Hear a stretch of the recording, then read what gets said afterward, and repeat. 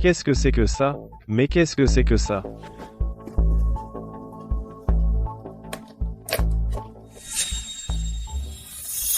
La baie dorée? Mon grand-père a dit sur son lit de mort que cette mer regorge de dorades jaunes. Au clair de lune, elle scintille comme de l'or. Ça nous suffira pour 10 vies en une seule prise. Finalement, ce n'était pas des paroles en l'air. Ces 3 années à travailler en mer avec l'oncle Arthur, j'ai trimé dur. Il fait l'ignorant sur le partage des bénéfices. Demain, au dîner de famille annuel, je lui parlerai de cette carte. S'il accepte le partage des bénéfices, je m'associerai avec lui pour la baie dorée. Sinon, tant qu'il paie la somme qu'il a jurée sur le cercueil de mon père qu'il paierait pour mes fiançailles, je le considérerai toujours comme mon oncle. Finn, travaille dur avec ton oncle Arthur. En fin d'année, on partage les bénéfices 50-50. Fais le calcul. Après 3 ans, tu auras assez pour la dot pour épouser Chloé. L'argent pour l'école des enfants et pour construire une maison, l'oncle Arthur gagnera tout ça pour toi. Ton père n'est plus là, je suis ton père maintenant. Travaille dur, ne fais pas honte à ton père. Santé, santé, santé. Oncle Arthur, je lève mon verre à toi. Merci de m'avoir recueilli cette année. J'ai eu de quoi manger. Oncle Arthur, avant de prendre la mer au début de l'année, tu m'as dit toi-même, on partagerait les bénéfices 50-50 en fin d'année. L'argent des fiançailles pour Chloé, les futurs frais de scolarité des enfants, tu as tout calculé pour moi. Alors, tu ne penses pas qu'il est temps de régler les comptes? Partage 50-50, tu as passé 3 ans sur le bateau, j'ai payé ta nourriture, tes boissons et tout le reste. Je t'ai appris à lire le vent, à repérer les courants et à pêcher. J'aurais dû te faire payer des frais de formation, mais je ne l'ai pas fait. Et maintenant tu me demandes de l'argent? Pendant la tempête, j'ai tenu la barre pendant 3 jours et 3 nuits. Je n'ai jamais lâché. Le jour du typhon, la cale avant a fui. J'ai plongé et colmaté la fuite au péril de ma vie. Et tu appelles ça apprendre un métier? Le bateau est à moi. La pêche est à moi. Tu as juste aidé à charger et à surveiller. Si le bateau chavirait, tu t'en tirerais sans dommage. Je perdrais tout. Tu penses que ta vie vaut la moitié de ma part? Ton père, à l'époque sur le bateau, n'a jamais osé faire une telle demande. Tu es encore plus audacieux que ton père. Bon, oncle Arthur a raison. Oublie les dividendes. Mais il y a une chose que tu ne peux pas nier. Le jour où mon père est décédé, tu t'es agenouillé à son enterrement, et tu as juré de me trouver une femme. La famille de Chloé veut $2000 pour les fiançailles. Pour l'amour de mon père défunt. S'il te plaît. Ha ha ha. Neveu. J'ai bien promis de te trouver une femme, mais je n'ai jamais dit que ce devait être cette jolie fille Smith. Madame Jenkins, la voisine, 3e mariage, 2 enfants, $800 pour toi. Je me suis renseigné. L'argent des fiançailles n'est que de $80. Elle peut se marier dès demain. Tu peux utiliser les $720 restants pour entretenir les tombes de tes parents défunts. Plutôt généreux de la part de ton oncle, hein? Oncle Arthur, tu me traites comme un mendiant. Pas assez. Quand ton père a épousé ta mère, tout ce qu'il a donné, c'était 2 rouleaux de tissu bon marché. Un orphelin comme toi, et tu penses pouvoir épouser une fille de la haute? Oncle Arthur, tu n'as pas le droit de parler de mon père. Et alors? Ton père a travaillé comme un chien toute sa vie. Mort dans la misère. Il n'avait même pas de quoi s'offrir un cercueil décent. Tu es exactement comme lui. Né pour être mon esclave. Tu dis que mon père était un pauvre type? Il y a 3 ans, le câble de remorquage a cédé pendant ce typhon. Si mon père ne t'avait pas poussé hors du chemin, c'est toi qui aurais été emporté par la mer par ce câble d'acier. Et maintenant tu l'appelles pauvre type? Mon père est mort en te sauvant. Ma mère est décédée peu après. Et aujourd'hui tu m'offres $800 pour épouser une veuve? Arthur, tu n'as aucune honte. Finn, comment oses-tu ressasser le passé? Finn, ne sois pas stupide. Excuse-toi auprès de ton oncle maintenant. Si tu perds ce travail, comment vas-tu survivre? Survivre? Je préfère crever de faim que de travailler pour un ingrat de son espèce. Garde tes $800. Achète-toi un joli cercueil. Franchis cette porte, et tu n'obtiendras même pas une barque sur ses eaux. Je m'en assurerai.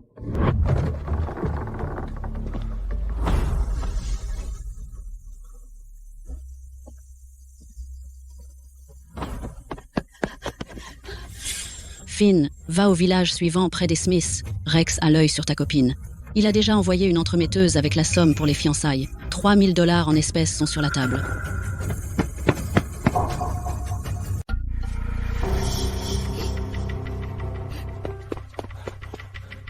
Monsieur Smith, je ne peux pas accepter cet argent. Le fait que vous vous soyez brouillé avec Arthur s'est su dans tout le village, vous n'avez même plus de travail. Comment pouvez-vous refuser cet argent? Oh, c'est donc le garçon Miller. Il est beau garçon, je dois l'admettre. Dommage qu'il soit un pauvre losé. M.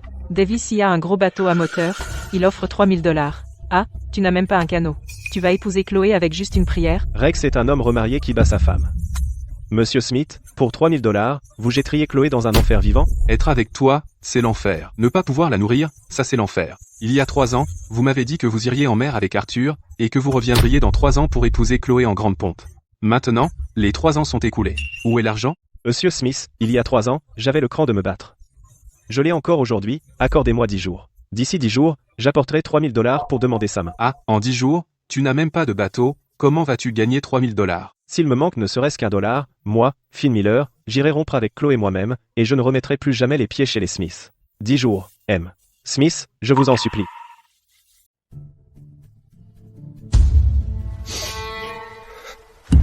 Monsieur Smith, ce garçon Miller a grandi juste sous nos yeux. Allez, donnez-lui une chance. Nous le connaissons par cœur.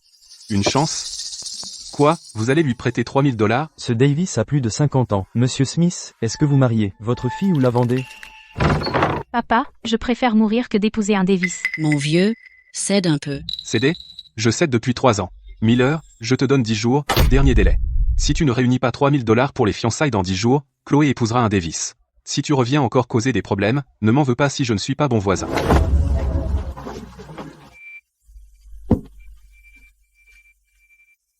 Monsieur Smith, dans 10 jours, je viendrai avec l'argent pour chercher Chloé. Oncle Ben, c'est moi, Finn. Chut, faisons comme si nous n'étions pas là. Imbécile, la cheminée fume encore. Oncle Ben, je n'ai même pas besoin d'entrer. Écoutez-moi juste à travers la porte. Les Smiths font pression. Ils veulent 3000 $ comme argent de fiançailles dans 10 jours. Sinon, Chloé épousera ce vieux Davis. Je ne demande pas plus, juste 3000. À l'époque, mon père avait 3000 $ pour un bateau. Il les a utilisés pour te construire cette grande maison carrelée. Tu as dit que tu lui devais tout. Je ne réclame pas la faveur. Je t'emprunte cet argent. Dès que je trouve du travail, je te rembourserai avec des intérêts, tu n'as qu'à dire un mot. Finn, ce n'est pas que je ne veuille pas t'aider, mais je ne peux pas. Ton cousin vient de se fiancer. Il demande 1800 $ comme argent de fiançailles. Où aurions-nous de l'argent en plus à te prêter? Tante Marie, cette grande maison carrelée, a coûté 3000 à mon père à l'époque. Maintenant, je ne demande que 3000 $ pour me sortir d'un pétrin, je n'ai vraiment pas un sou. Finn, ne m'en veux pas. Ton oncle Arthur vient d'envoyer ses hommes de main de porte en porte avec un message, quiconque te prête un sou ne travaillera plus jamais sur la flotte d'Arthur. Notre famille dépend de la mer. L'offenser, et nous mourrons tous de faim. Alors tu as peur de lui. Ce n'est pas une question de peur. Tu es jeune, tu peux prendre des risques. Ton oncle Ben a une famille. Ton cousin n'est pas encore marié. Je ne peux pas me permettre de me faire Un ennemi de lui à cause de toi. Alors le pour toujours, que tu as promis à mon père, n'a duré que 3 ans? C'est comme ça qu'on parle à son aîné? N'importe quoi.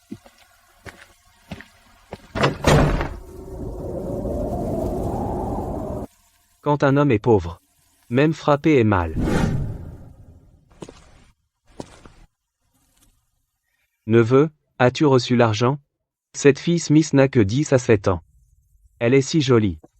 C'est dommage de la marier à un vieux veuf de plus de 50 ans.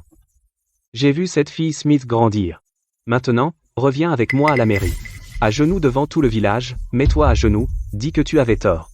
Je paierai la dot pour les Smith. Arthur Miller n'agit pas sur un coup de tête. Il a réfléchi à chaque étape. Il cherche à me briser complètement. Je dois le déjouer. Oncle Arthur, même le serment que tu as fait il y a 3 ans aux funérailles de mon père, tu pourrais le reprendre. Et les conneries que tu racontes maintenant? Tu penses que je vais y croire? Arthur, je ne veux pas un seul centime de ton argent, et je ne monterai pas sur ton bateau ni n'utiliserai ton quai. Alors garde tout pour toi. J'épouserai Chloé moi-même. Oh, et au fait, cette veuve 3 fois mariée, ne songe même pas à l'embêter. Elle, au moins, est innocente, mais toi, tu es pire qu'un animal. Tu as eu ta chance. Maintenant, c'est ton tour. Ah ah ah, ne. Fais passer le mot, sur ce quai, quiconque lui prête un bateau ou un filet me gifle, moi, Arthur Miller. Yo, si ce n'est pas le gamin Miller de la mairie hier soir, celui qui a retourné la table, comment se fait-il qu'aujourd'hui tu ne puisses même pas louer une barque, et que tu es ici à fouiller? Haha.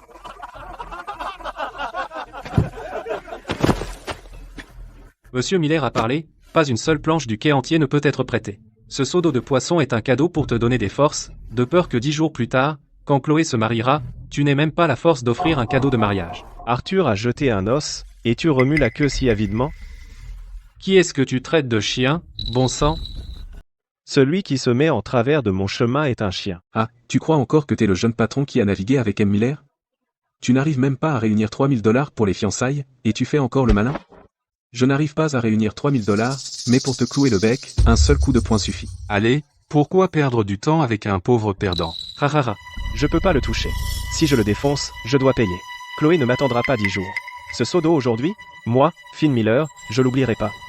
Quand je reviendrai de la mer, je te rembourserai avec les intérêts. Revenir de la mer, tu vas y nager, espèce d'enfoiré? Les gars, préparez vos cadeaux de mariage. Dans quelques jours, on boit chez le vieux Davis et à la réception de mariage de Chloé. Avec la carrure de Rex? Comme un vieux taureau sur une jeune vache, 3 fois il en a assez. Être que Mel Smith ne supporte pas la solitude, et Finn pourrait bien avoir de la chance. Haha.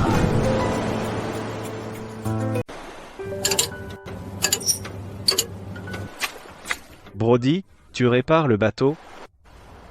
Qui est là? Eh, t'es pas le gamin Miller? Alors t'as vraiment brouillé avec Arthur Miller, ce vieux salaud, réduit à ce taudis? Golden Bay? Cette mer morte censée être pleine de dorades jaunes. Où t'as eu ça? Mon grand-père me l'a légué.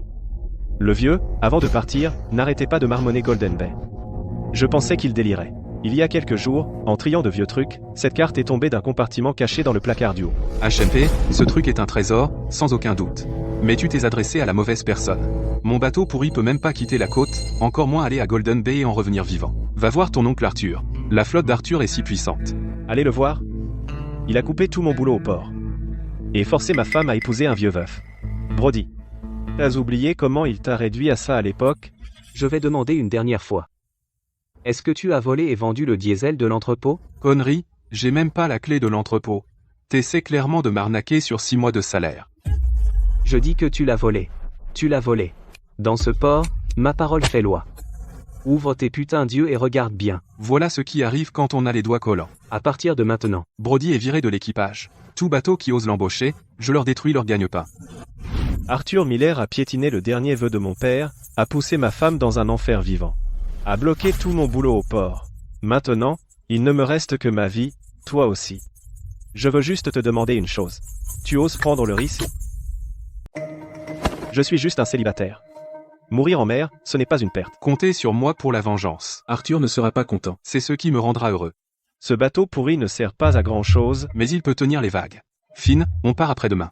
Si tu te dégonfles en cours de route, je te donnerai en pâture au requin moi-même. Si je bronche ne serait-ce qu'une fois, je mange mon chapeau. Marché conclu. Tu as du cran.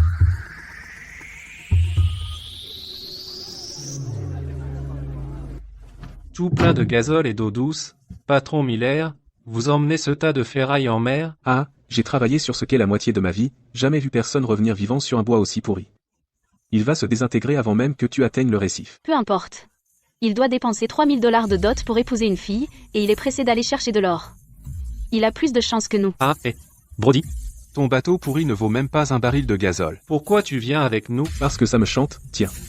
Ça te regarde pas. J'ai peur que tu ne reviennes pas, et qu'il n'y ait personne pour récupérer ton cadavre. Humph. T'inquiète, avant de crever, je te recoudrai le bec.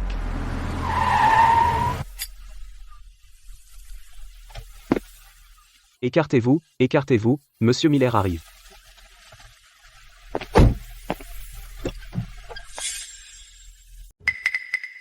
Neveu, tu oses prendre ce bateau en bois pourri en pleine mer?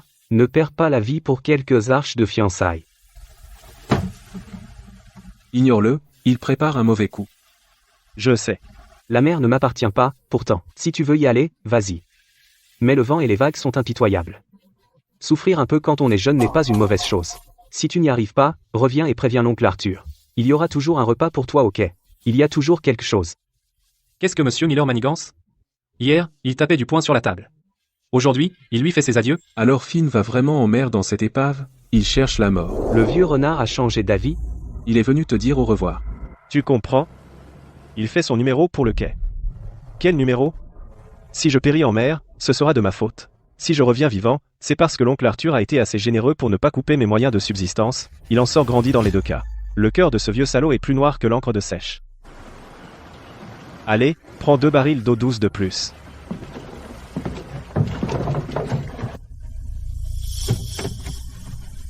Monsieur Miller, vous croyez que ce gamin peut vraiment trouver quelque chose de bien? Finn ose emmener cette épave dans la zone des récifs. Aurait-il vraiment une carte dans sa manche? Avant que mon frère ne meure, il n'arrêtait pas de parler de la baie dorée.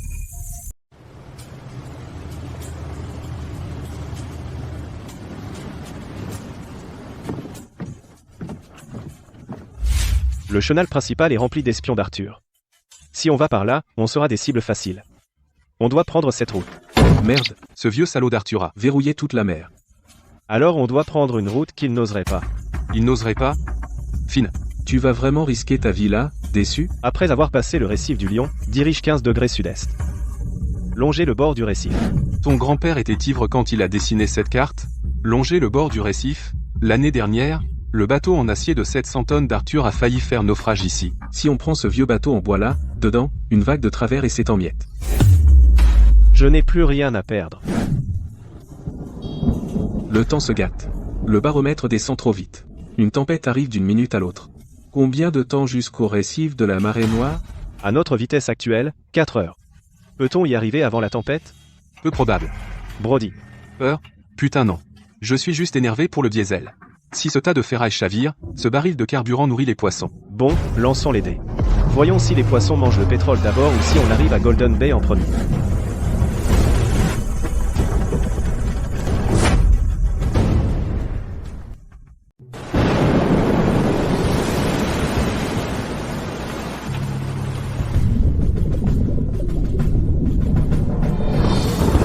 Courant sous-marin par bâbord avant. Je le vois. Tiens bon. On dérive de notre cap, poussé de 8 degrés vers l'ouest par le courant. À ce rythme de dérive, on va toucher le récif Black Tide dans 20 minutes. On peut pas aller vers l'ouest. L'ouest, c'est le récif. Le sud-est, c'est aller dans les houles. La quille de ce vieux rafio ne peut pas encaisser un choc direct.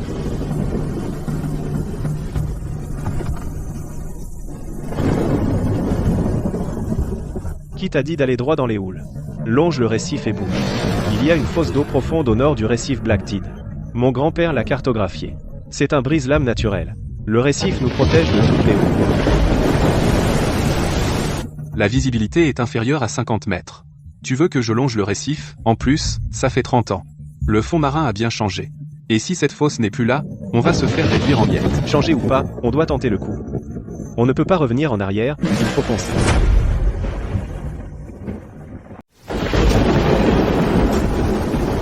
Deux choix. D'abord, on fonce droit dans la houle du sud-est. La quille de ce vieux bateau peut tenir 20 minutes au maximum. Ensuite, on frappe le récif de la marée noire. Et on finit tous les deux en nourriture pour poissons. Deuxième, donne-moi la barre. On prend la houle et on traverse les récifs. On suit le chenal d'eau profonde sur la carte marine. On se met à l'abri dans l'ancrage avant que la tempête ne frappe. Chenal d'eau profonde? T'es sûr que ce truc existe encore? 30 ans.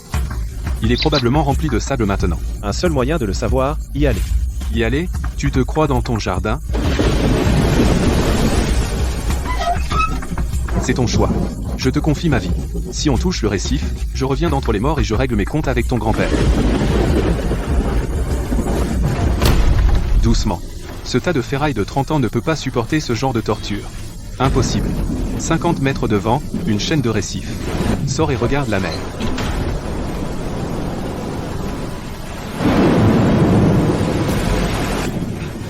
Ah bon. Le passage est trop étroit. 3 pieds de plus que la coque, au maximum, si on y va, c'est un cul-de-sac. Chenal d'eau profonde. C'est un putain de piège mortel.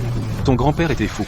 Et toi tu es encore plus fou. Si on ne traverse pas ce piège mortel, on ne survivra pas à cette tempête de force 10. Assez parlé. Viens voir la carte marine. Au-delà de ces récifs cachés, c'est profond. Mais cette carte a 30 ans. Les courants ont changé le terrain sous-marin il y a longtemps. Prends la sonde à l'avant, signale la profondeur toutes les 30 secondes. « 140 pieds. 40 pieds de plus que sur ta carte. Le fond marin s'est effondré. La profondeur a changé, il doit y avoir de nouveaux récifs qui se forment près d'ici, accroche-toi bien.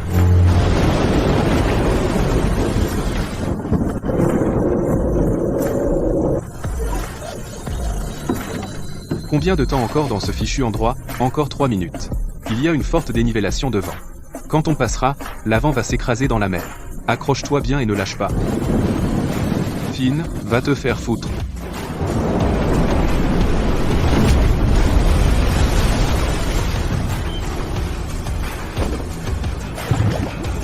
La profondeur est suffisante, on est sorti de la zone des récifs. Où va-t-on ensuite?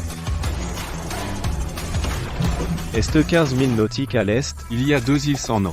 Entre elles se trouve Pocket Bay. abri naturel.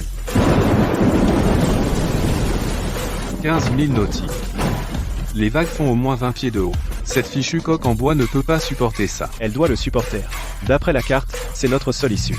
Quoi? Tu as peur? Moi, peur, le plus grand regret de ma vie c'est de ne pas avoir misé le tout pour le tout contre Arthur il y a 3 ans. Même si je ne reviens pas aujourd'hui, ça en vaut la peine. Pocket Bay, l'entrée de l'île devant nous, je la vois. Accroche-toi.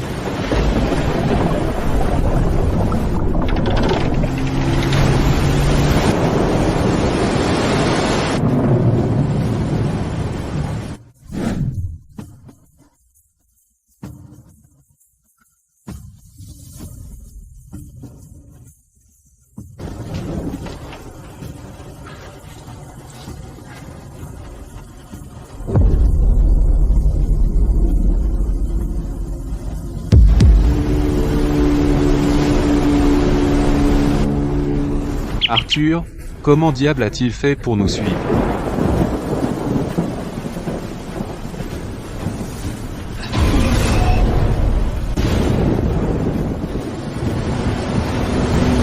Mon cher neveu, tu vas à Golden Bay pour faire fortune, hein?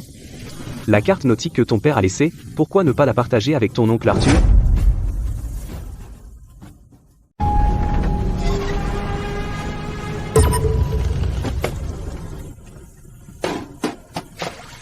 Ils sont allés au quai l'autre jour. Ce n'était pas juste pour la frime. Ils ont foutu un tracker sous mon bateau.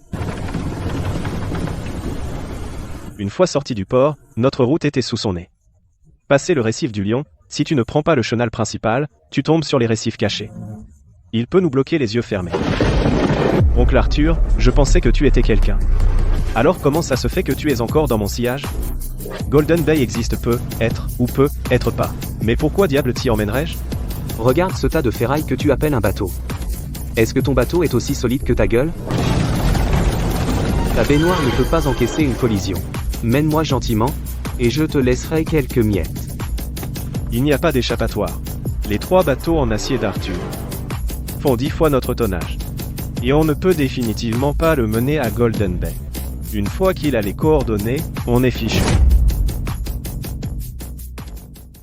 Et maintenant? 3 bateaux en acier de 700 tonnes ont bloqué le passage. Et merde! Passer par le récif de la Marée Noire. Le récif de la Marée Noire, les tourbillons là, bas peuvent déchirer même des bateaux en acier. C'est risqué, mais mieux que rien. Arthur veut nous suivre? Je parie qu'il n'ose pas. Mon neveu, tu as pris ta décision, mon bateau est spacieux. Je vous emmène tous avec moi. Monsieur Miller. Ne me cherche pas. Ah. Accrochez-vous. Je risque ma vie pour faire cette cascade avec vous.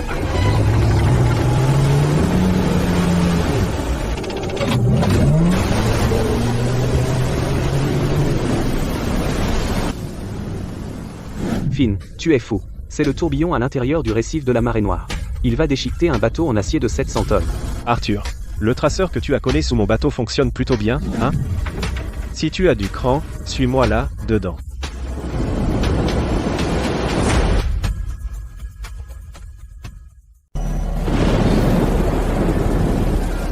Monsieur Miller, on va les poursuivre après mon cul. On va finir en nourriture pour poissons. De retour au port, on le considère comme perdu. Mais s'ils s'en sortent vivants, s'en sortir vivant? Avez-vous déjà vu quelqu'un sortir vivant du récif de la Marée Noire?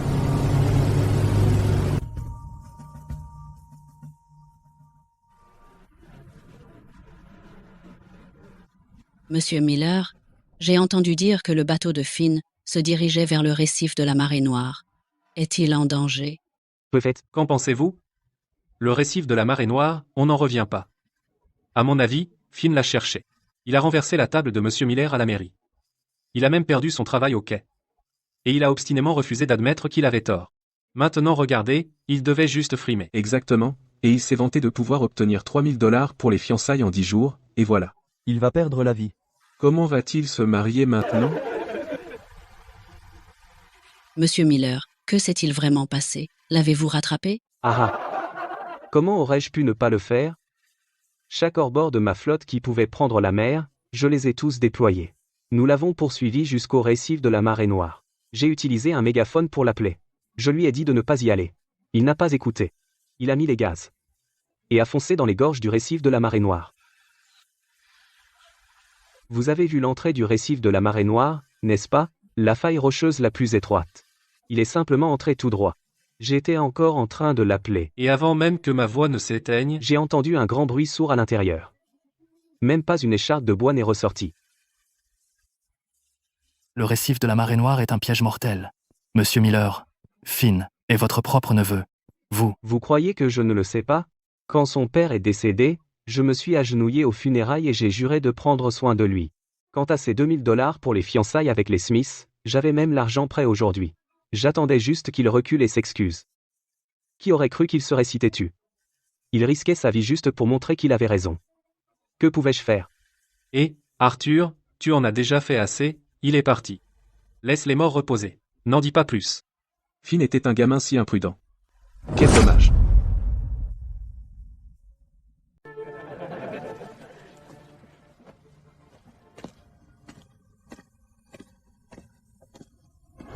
Tu avais raison.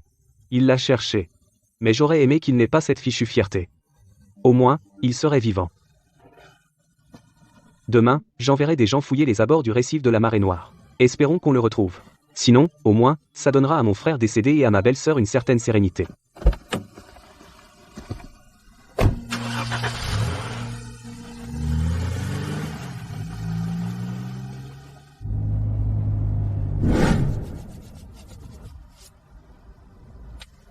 Arthur, il devrait organiser ma cérémonie commémorative au quai en ce moment même. Il ferait mieux de rendre hommage. On lui facturera ça plus tard. Le bateau tient encore le coup. Il nous reste moins de 30% de carburant. C'est incertain qu'on puisse rentrer. C'est toute la nourriture qu'on a. On a assez d'eau par contre. On a rempli 2 seaux d'eau de pluie. Viens voir.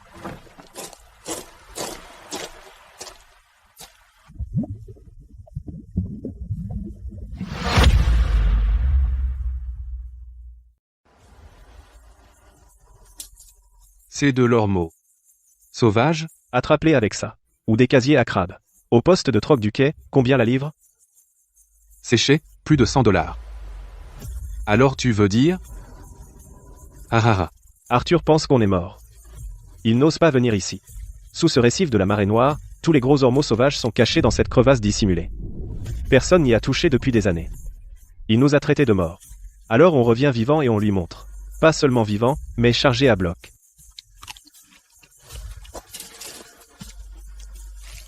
Le filet fonctionne encore. Je vais réparer la déchirure. Les ormeaux collent au rocher. Faut plonger et les décoller. D'abord, attache la corde au casier. Je les décollerai et remplirai le casier. Quand je tire 3 fois sur la corde, remonte-la. Ok, on alterne quand tu es fatigué.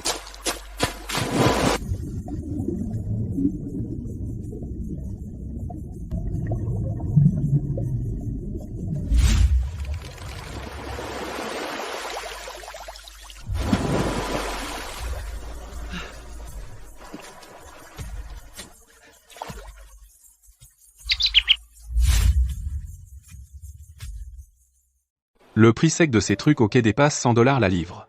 On a touché le jackpot. Arrête de compter l'argent. D'abord, on remonte ce qu'on peut, après on réglera. Je suis crevé. À ton tour. D'accord. Tant d'ormeaux. Je n'ai jamais attrapé autant de toute ma vie. Ni même vu. Il y en a des encore plus gros au fond de la crique. On n'a même pas rempli la moitié de ces douzaines de cages. Cet endroit n'a pas été touché depuis au moins 10 ans. Les gars d'Arthur ont une peur bleue du récif de la marée noire. Ils ont eu peur pendant 10 ans. Tous les ormeaux de ces 10 ans sont à nous. Ah, il a peur des récifs. Mais on a la carte. On peut longuer la fosse en eau profonde et entrer. Une fois qu'on a passé ce passage, c'est la zone interdite d'Arthur Miller. Brody. Combien au quai? Des douzaines, je dirais. Équipage de bateaux, équipage de filets, chargeurs. Quoi de neuf? Ces douzaines de cages d'ormeaux suffisent à montrer à ces douzaines de gens une chose. Quelle chose? On ne peut pas faire confiance à ce que dit Arthur. Il a dit que j'étais mort. Mais je reviens vivant. Il a dit que le récif de la marée noire était inaccessible. J'y suis entré. Et j'en ai sorti plus d'une douzaine de cages d'ormeaux.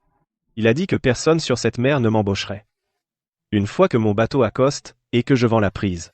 C'est lui qui faisait les règles au quai. Cette fois, je reviens et je les briserai toutes, une par une. Tu ne fais pas que remonter des ormeaux. Tu gifles Arthur en pleine face. Il l'a cherché. Je veux juste m'assurer que tout le monde le voit humilié. Brody, j'ai nagé un peu plus loin pendant que je décollais des ormeaux là-bas. Tu vois quelque chose? Il y a une épave dans la fosse côtière. La proue est en grande partie fracassée. Mais il y a une marque sur le mât. La même marque que sur la carte en parchemin de mon grand-père. Le bateau de ton grand-père? Le récif de la marée noire et l'entrée de la baie dorée. Mon grand-père disait que ce qui a coulé dans cette mer suffirait à nourrir les Miller pendant 10 vies. Il ne parlait pas de fruits de mer ou de poissons. La cargaison dans l'épave. Il n'a pas réussi à la rapatrier à l'époque. Aujourd'hui, une douzaine de cages d'ormeaux ne sont que la porte. Ce qui se cache derrière. On reviendra une fois qu'on aura échangé ce rafio. D'abord, ramenons les ormeaux. Il y a un comptoir privé à l'ouest du quai. Le propriétaire en veut à Arthur. Espèce uniquement, sans trace.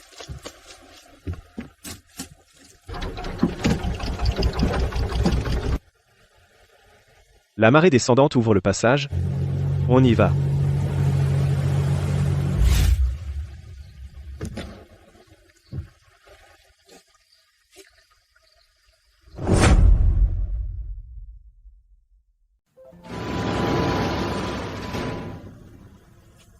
Tu n'as pas dit que ton bateau a chaviré à Black Tide Reef? Gary, des ormeaux sauvages. Plus d'une douzaine de cages, vivants, donne-moi un prix. Finn, ouvre toutes les portes de la chambre froide. Sors la balance, vite.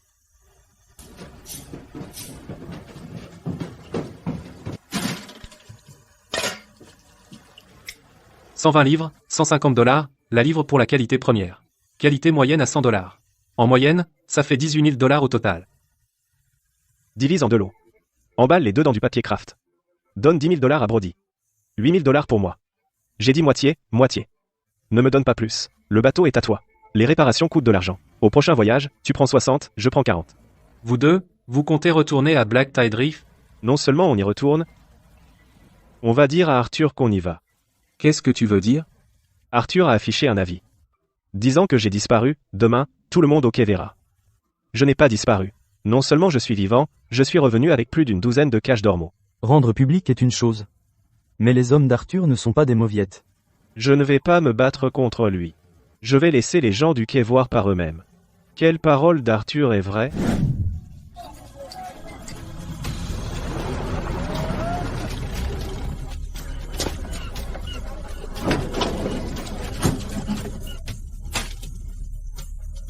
Finn, tu n'as pas. Je suis de retour. Le vent était trop fort. Je me suis abrité à Black Tide Reef pour une nuit. Désolé d'avoir inquiété tout le monde. Black Tide Reef.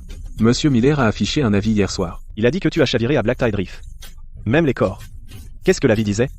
Lis-le à voix haute.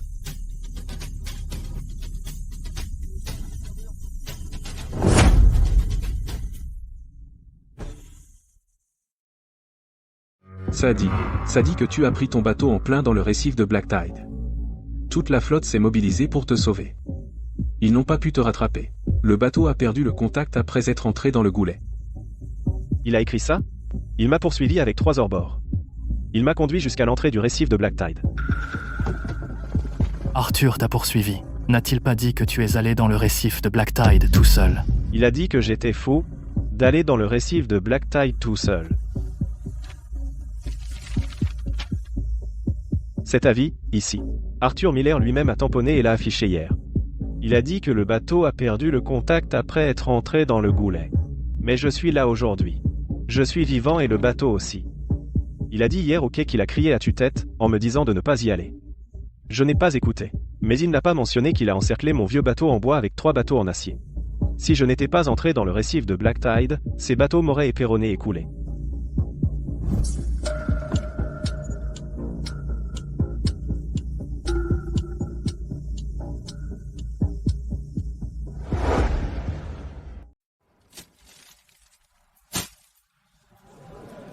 Plus d'une douzaine de cages d'ormeaux, je les ai sortis du récif de la Marée Noire. Arthur a dit qu'une fois qu'on y entre, on n'en ressort jamais. J'en suis ressorti. Il a fermé le quai et n'a laissé personne m'embaucher. Mes marchandises ont quand même été débarquées. Je suis allé là où ces bateaux n'osaient pas. Ce qu'ils ne touchaient pas, je les rapportais. Si l'un de vous, les anciens, ne croit pas que ce bateau est entré dans le récif de la Marée Noire, venez voir les éraflures sur la coque. Elles sont fraîches, pas encore sèches.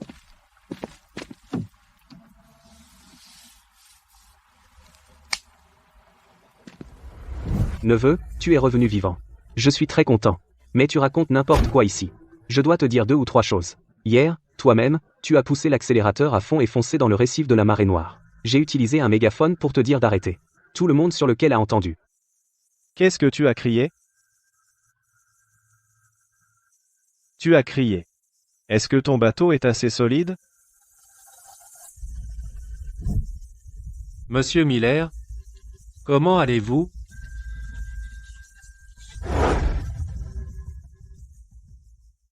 Vous deux, avec un bateau pourri, vous êtes sortis du récif de la Marée Noire? Et pas seulement ça. On a aussi attrapé 120 livres d'ormeaux sauvages. Cet avis, tu l'as toi-même tamponné et affiché hier. Tu as dit que j'étais disparu. Je suis l'âme aujourd'hui. C'est illégal de signaler faussement un accident maritime, tu as soufflé dessus et appuyé toi-même. L'empreinte est encore là. Comment tu vas retirer ton avis?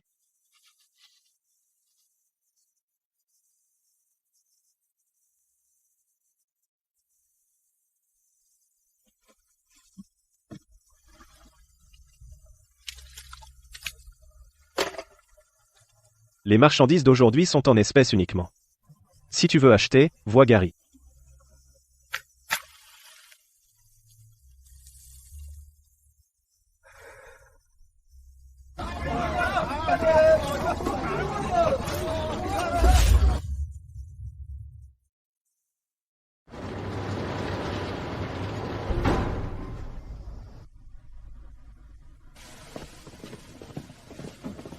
Mon écriture est affreuse. Essaie donc d'écrire, toi.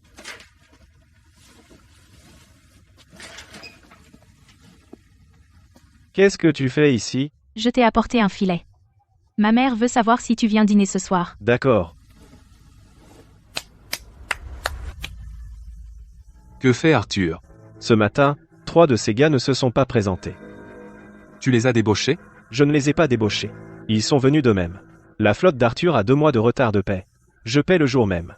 Ils savent compter. Arthur ne laissera pas tomber. Je sais. Qu'ils viennent. S'ils se montrent, tout le monde sur le quai verra. Nouvelle pêcherie de l'océan. On n'a pas peur de l'eau. Arthur, 4 autres ont démissionné aujourd'hui. Tous de vieux pêcheurs. Ils sont allés chez Finn, les gens au quai disent que Finn paie le double de nous. Payé le jour même. Et ils disent aussi que les ormeaux à Black Tide Reef sont infinis. Laisse-les parler.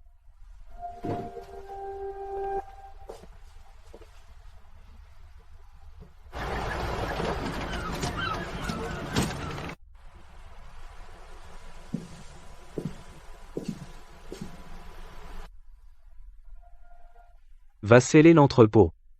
Sur quel motif? Opération non autorisée, pas de papier, ça suffit?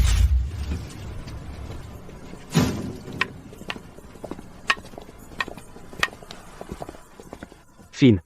Monsieur Miller dit que votre entrepôt n'a pas de licence. Exploitation sans permis. Il est scellé à partir d'aujourd'hui. J'aurai la licence demain. Vous ne scellerez pas cet entrepôt aujourd'hui. C'est vous le patron. Monkey. Monsieur Miller vous envoie. Ça ne vous regarde pas. Ça ne me regarde pas. Mais si vous scellez cet entrepôt, demain il n'y aura pas d'ormeaux au quai. Je viens de commander 10 livres à Paul. Salifote. Vous en voulez aussi? D'accord. Finn, vous allez voir.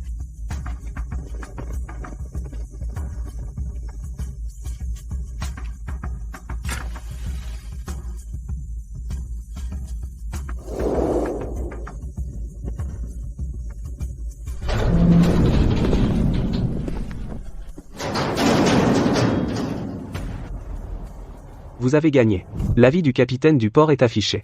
Les ordres de quai sont annulés. La moitié de l'équipage de la flotte est partie. Êtes-vous satisfait? Ce n'est pas moi qui ai alerté le capitaine du port. Et je n'ai pas fait annuler les ordres de quai. Vos gens sont partis. Vous n'avez pas pu les retenir.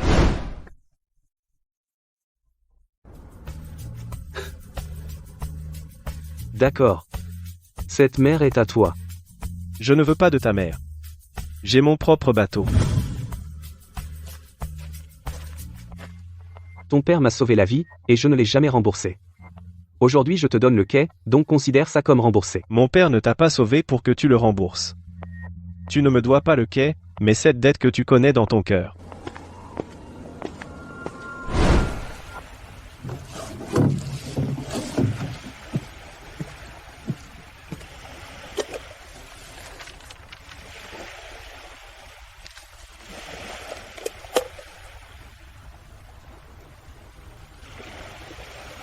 Mets-le dans le tiroir pour moi.